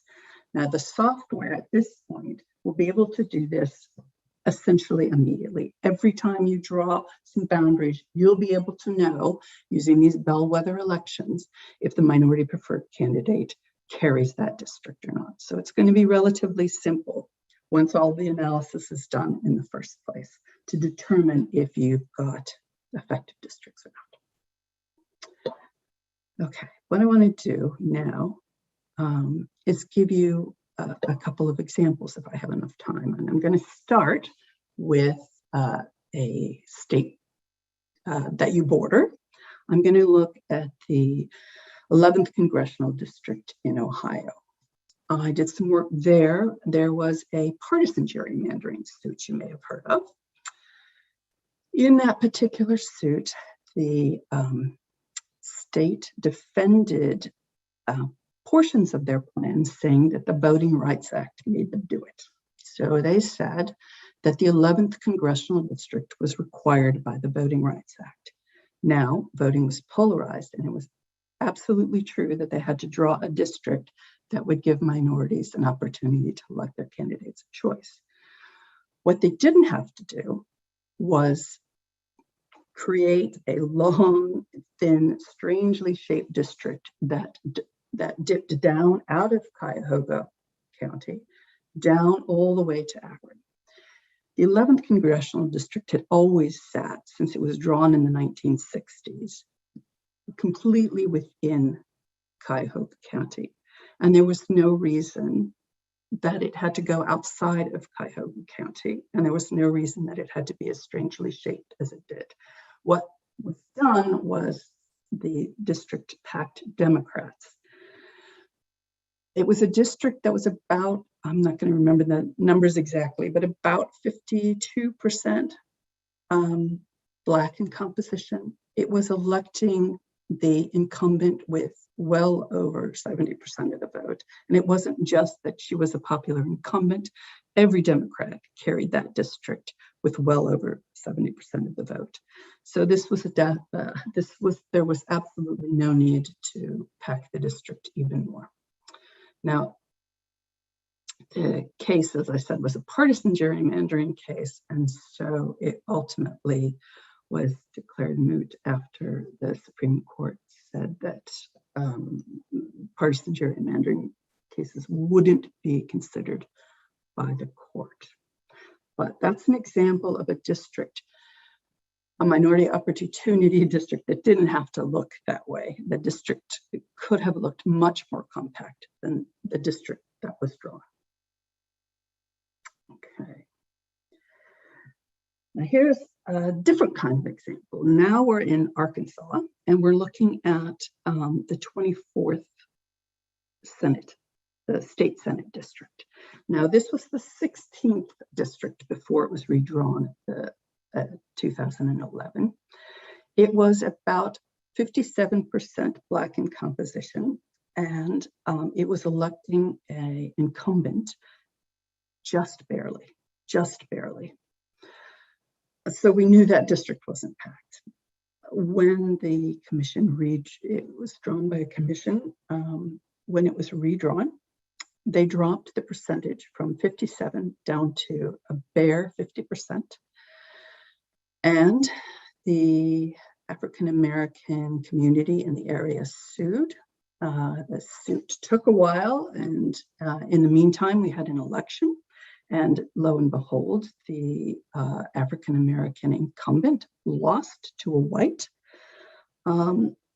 with no support from the Black community, but a lot of support from the white community. This is an example of a district where the minority percentage had to be really very high, nearly 60%, to ensure minorities an opportunity to elect their candidates of choice. There was virtually no white crossover vote, and there was depressed minority turnout for a variety of reasons having to do with historical discrimination. I think I have time for one more.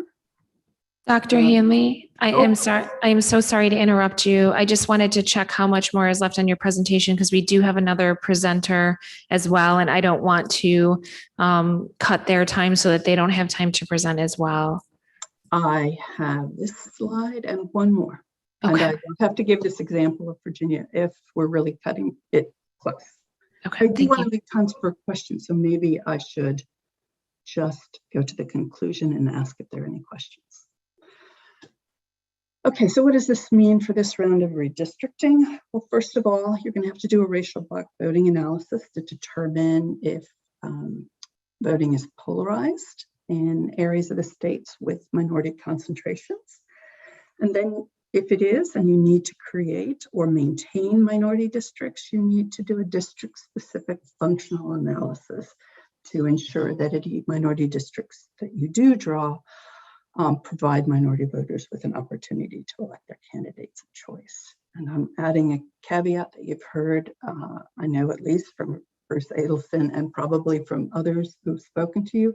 Nothing that I'm saying here means that you can't draw minority districts that are geographically concentrated, but say don't reach 50%, or that you're combining minorities, so long as they're communities of interest. So long as race isn't the predominant factor, you can create these districts, whether the Voting Rights Act requires them or not. So what I'm talking about today is just what's required by the Voting Rights Act. And that is my conclusion.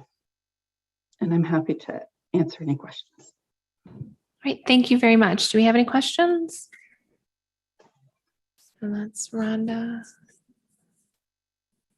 Cynthia, did you have a question? Oh, I see you have your hand raised. Go ahead, Commissioner Orton.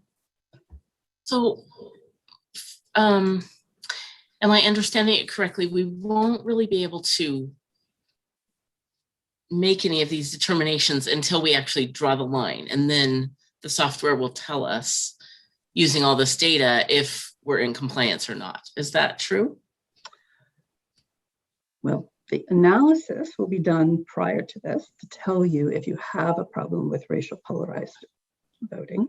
You don't have to do that. I'll do that. So before we draw that particular area, you can tell us if it's a problem area or not. Oh gosh, I hope so, but it's Okay. all dependent on when I get the data.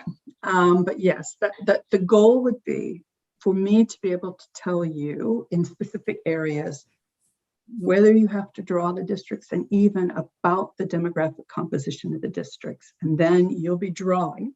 You'll have both the demographic composition and hopefully some bellwether election results to recompile and tell you. By the time you sit and draw, I sincerely hope that all you'll need to be doing is paying attention to the demographic composition and the bellwether election results. So it will be just a matter of these things that will pop up on your screen as you're drawing. Thank you. Okay, do we have any other questions? All right, I would just like to take a moment to thank Mr. Brace, Mr. Morgan, and Dr. Hanley for speaking to us today. I'm sure we'll be hearing more from you later at other meetings as well, but thank you very much for those informative presentations. It was very helpful.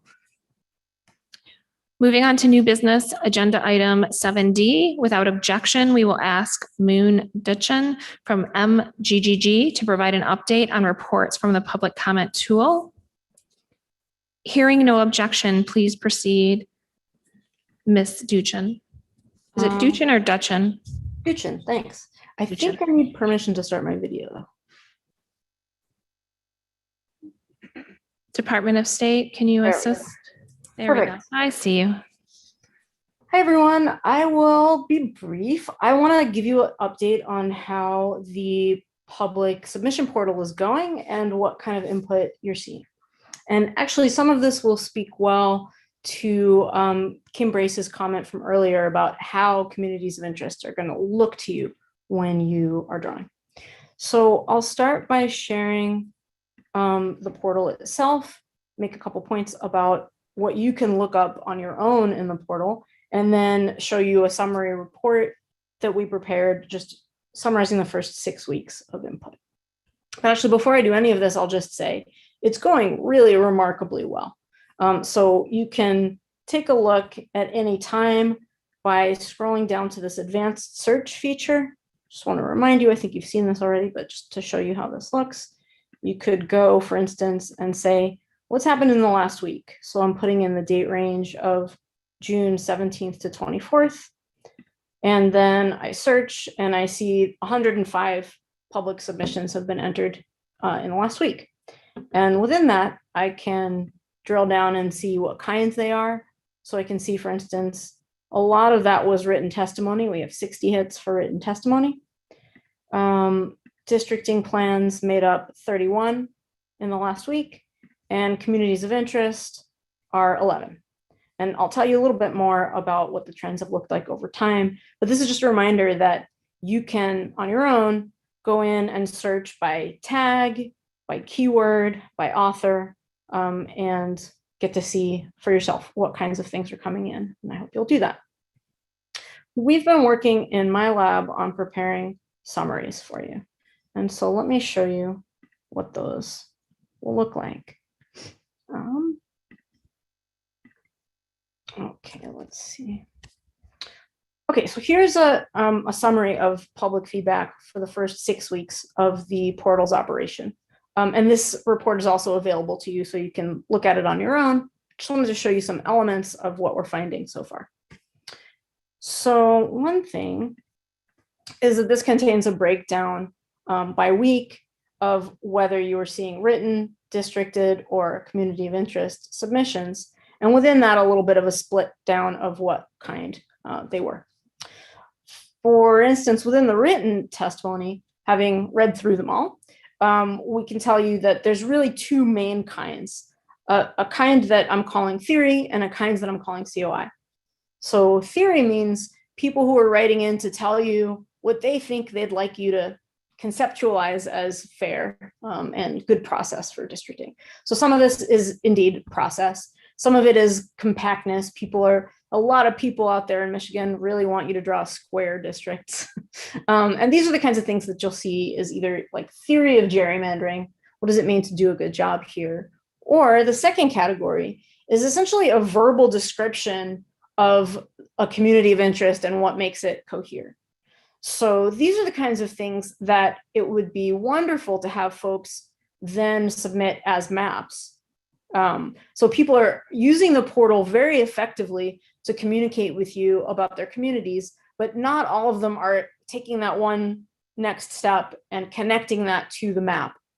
The good news is that all the folks who have submitted to the portal, everyone who submitted written testimony has done so with a validated email address. And so it's possible to contact them and offer them access to training sessions and encourage them to map their testimony, because as I'll show you in a moment, that'll make it easier to work with when it comes to drawing the lines.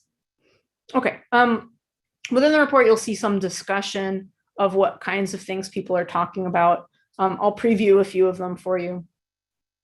Counties, the importance of county lines, or people talking about their county and why it is, kind of conceptually distinct. That's a huge theme. So, 111 times in the first 6 weeks, people talked about the importance of county lines. Quite a few talk about math, algorithms, or various kinds of notions of compactness. And so there's a little discussion of what people have to say about that. Many people talk about school districts. Typically, and I thought this was interesting, the folks who are writing in about school districts, unlike the county theme, aren't talking about their own school district and what makes it special. They're talking about the principle that school district lines should matter for you when you draw. The verbal COI submissions are quite interesting. One trend that we noticed when we were reviewing them is that, and this may not surprise you, more often people are writing to tell you about areas that are alike and should be kept together, rather than the counterpart where they're telling you about areas that are distinct and should be kept apart. But these are the things that you can work out by going into the portal and searching for keywords and trying to get a feeling for what people have to say. The report goes on with a week-by-week breakdown of some of the themes, which you should read at your leisure. I'll just highlight one thing that we noticed, which is in some cases, you can tell that there was a public meeting that did a very effective job at mobilizing people to submit to the commission. So in particular, there's a redistricting public forum on May 25th in Midland, and that produced a kind of burst of submissions in the subsequent day or two. And so I think that's a nice reminder that the actual, like themed and site-specific public forums are still a very effective way to drive people to tell you what they want to tell you about their communities. Okay, so this is a bit of overview. And now let me show you some of what that might actually look like.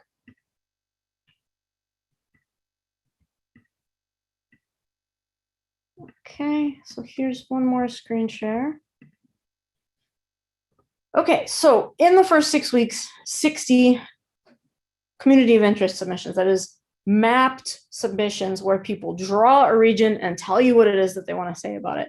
60 of those came in the first 6 weeks of the portal. And here's a picture that superimposes them all. You heard Kim refer to this earlier. You'll be interacting with these as overlays. So you'll see sort of where they are on the map, just like you see in this picture. If you take that and you compare it to a map of Michigan and you look at what areas are seeing a lot of input, you'll see, some of the places that you might expect. You'll see Saginaw, Grand Rapids, Lansing, Detroit, and then not only Traverse City, but sort of some of the lakeshore communities along Lake Michigan. And of course, up top, you'll see that one submitter wanted the entire UP to be conceived as a community of interest. So that's why you see that shaded in. Ultimately, in the end, what you'll be able to do with these submissions, so you'll be receiving a report from us synthesizing and aggregating the submissions that you saw. And we'll be able to not only show you the individual submissions and the metadata that came with them, which is this narrative description of what people had to say was important, But in addition, we'll be able to give you a heat map like the one you see here that shows you which areas got the most discussed and the most mapped. Okay, and we'll be trying to convey to you a sense of where submissions were coming from and what the themes were that came from them. And I hope this will allow you to do several different things. One is, as you draw and as you're making some of those tough decisions about where to split, you'll be able to look at a COI overlay, and that might help guide your hand as you decide whether to make this split or that one. But another thing that this will do that I hope you'll find very useful is when you do have proposed lines to draw, this will give you a sense of what kind of narrative commonalities there are in your districts. So the hope is it will not only help you draw, but also help you describe your districts in community terms, which can be extremely useful when you communicate about your redistricting decisions to the public. Okay, so I think that's a nice quick overview of what you have available to you so far. And I'd be happy to take questions. Yeah, go ahead, Commissioner Lang. I see you have your hand up.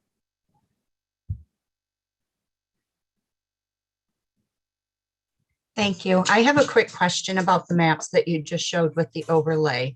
Mhm. So the overlays for communities of interest, are these communities of interest that, as you and staff went through them, that you determined were communities of interest, or no, was no. this all comments? No, this is all public submissions. This is simply an aggregation with no value judgments made by us and no screening. This is simply an aggregation of the communities that the public has submitted through the portal. Okay, so like the communities that say they want to be kept together, whether it be like 2 or 3 counties, those are included on there.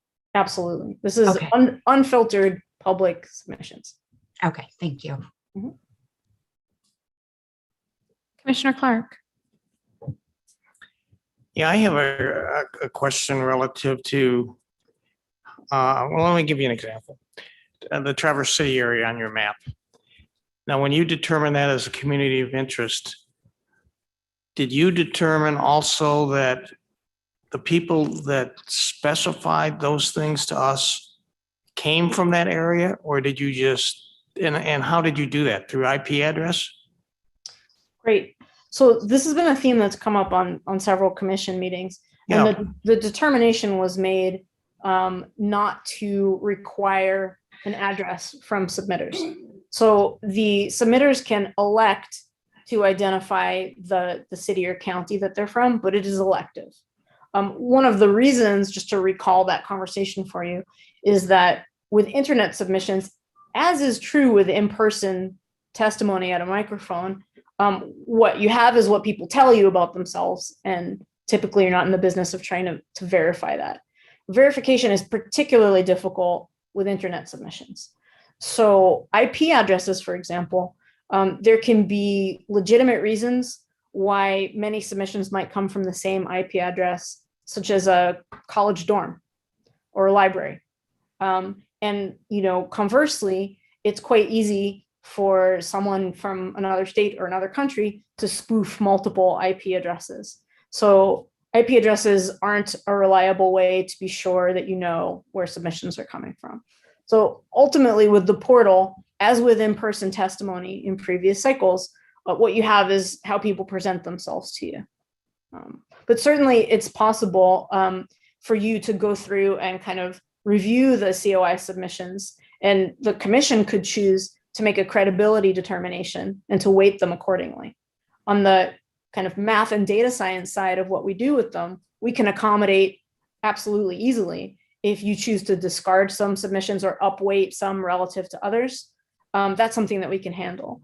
What we've chosen to do is not use our judgment, but to take unfiltered public submissions pending review by the commission and kind of requests by the commission. We're making no determination about the relative value or merit of the different submissions that come from the public. Okay. Yeah, in retrospect, I think I would have looked at it differently when we did decide to do it that way, and maybe just require something like a zip code or something. And so we could determine where these people lived that made the comments. Okay, thank you. What else? So I do have one comment. Is there a way that we can export the information, like maybe into an Excel file? Could you do that for us? Oh, absolutely. In fact, we've started doing that on a weekly basis. And so you'll have access to a CSV, which you can open in Excel, but you'll have Okay. access to a table with all the data. And commissioners will have access to the contact information as well, which is not public facing. On the website, we don't show people email addresses of submitters, but you do have access to that. So that's just another reminder. If you do want to follow up with submitters, you do have contact info and Okay. are able to do that. Okay. Yeah, I was just thinking more that particularly for some of the maps that have been submitted to us, I know you're not making a value judgment on them, but for some of them I am. I'm opening them up and looking at them. And there have been maps where they absolutely would never pass, number one, the Voting Rights Act. So I just want to make a note of that somewhere and say, okay, doesn't comply with, and then I know I can wash that from my analysis and not come back to it by mistake a second time. Right. So, Oh, and let me add though, what I've been focused on right now is the communities of interest submissions, which is different from the districting plans. And note the districting plans that you're receiving, you might find them very interesting and informative just to see a range of different examples. But remember that the plans that are coming in so far are balanced on old population. They're balanced on 2010 decennial census. So I think it's a very valuable exercise for the public to be submitting them and showing you what they think, but they should be taken with a grain of salt, as you know. And so I'm holding that apart from the communities of interest, which don't have to, aren't subject to the Voting Rights Act or other kinds of requirements of that kind. But that did remind me, actually, I wanted to return to a point that came up earlier during the EDS presentation and just show you one thing. So the question was asked earlier, is it possible to see how much population is in a community of interest? I just want to show you that you can do that in the portal. So that looks like, okay, so for instance, I did a search here. I put in the keyword Traverse and got a couple of hits. Here's communities of interest submission. And if I want to see how many people are in this COI, I have the option to open it. And when you do, you see, see, this person has drawn it as a district. So you can see the population of this particular identified community is 89,702 with respect to the decennial census data. When the new census data is released, we'll update the populations in the tool, but you'll be able, if you're curious about a particular community of interest, you can open it in Districtor and see lots of different information about the district using the Districtor tool. So just to clarify, so someone drew this map now, but when the data comes in, and this will be updated so that if I click on this 2 months from now or whenever, that it will have accurate population data, even if it doesn't now? Yeah, you'll have the updated population data. Okay, thank you. And I just want to emphasize, you're using Citygate software as your main mapping tool. And we've already begun conversations about making this fully interoperational. So you'll be able to open these up in Citygate and not rely on the portal. My point is that for now, you can already get a sense as you're going through and thinking about them. It's already possible to see a lot of information about them just using the portal. Okay. Any additional questions? Commissioner, this is Kim Brace again. I just wanted to reiterate what Moon was just saying, that we have been entertaining and having discussions with her in terms of how we can interface and get material from her to be an overlay onto the Citygate system. So we're working on that to help you out on that side too. Okay, fantastic. Well, thank you to everyone. Thank you, Moon, for that presentation. It was very helpful. All right, so I think we're going to move on. Moving on to agenda item 8, without objection, our executive director will provide an update on future agenda items. Hearing no objection, please proceed, Executive Director Hammersmith. Just very quickly, I want to remind people that Kim Brace is still working his way through the data cube, so he will be back on Tuesday to share some more continuing education with us. And then on Thursday, we hope to have some options and recommendations from our redistricting process committee, which will meet on Friday and also on Monday. And that will be the full part of the discussion on Wednesday, so stay tuned. Great. Moving on to announcements. Thank you very much, Executive Director Hammersmith. Are there any announcements that any commissioners would like to make? Go ahead, Mr. Woods. Thank you. Just want to note I'm not a commissioner, but just want to announce that Kristen appreciates working with the commission. She has a limited number of hours that will expire next week that she's doing. So she's still doing the hotel arrangements and things along those lines. But you will not see her at the public hearings between now and next week, but she's still doing things behind the scenes. So we do not go over on hours. So thank you so much. Thank you. Without objections, our executive director will provide any additional announcements that she has. With hearing no objection, please proceed, executive director. I don't have any at this time, thanks. Thank you very much. All right, as the items on the agenda have been completed and the commission has no further business, a motion to adjourn is in order. May I have a motion to adjourn? I move we adjourn. Second. Motion by Commissioner Lett, second by Commissioner Witches. All in favor, please raise your hand and say aye. Aye. Aye. All opposed, please raise your hand and say nay. The ayes prevail. The meeting is adjourned. Thank you for attending.